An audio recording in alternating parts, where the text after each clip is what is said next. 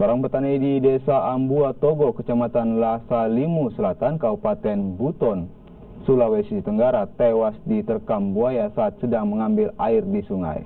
Warga yang mengetahui kejadian tersebut berusaha untuk mencari korban.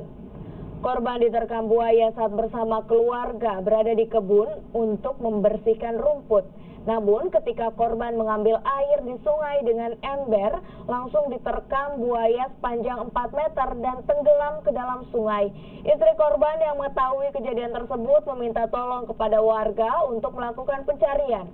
Menurut istri korban, tubuh korban masih sempat terlihat mengambang di air, namun beberapa saat kemudian tenggelam. Kini tim SAR dan warga masih melakukan penyisiran di Sungai Malaoge, tempat korban tenggelam. Dia turun, saya lagi potong rumput di tebing-tebing lagi di atas kan, sekitar 4 meter dengan sumbernya air itu saya di atas. Nah begitu dia turun, saya lihat.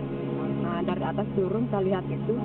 Nah pas dia mentimpa air, saya juga kurang lihat, saya tidak lihat lagi. Saya balik lagi potong rumput. Begitu baru 2 kali potong rumput itu, tiba-tiba saya dengar suara air, kan kayak orang terbunuh gitu kan.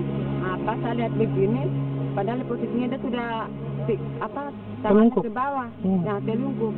Nah tinggal saya lihat nih belakangnya sama kakinya. Begitu saya mau turun mau tangkap kakinya tidak sempat lagi.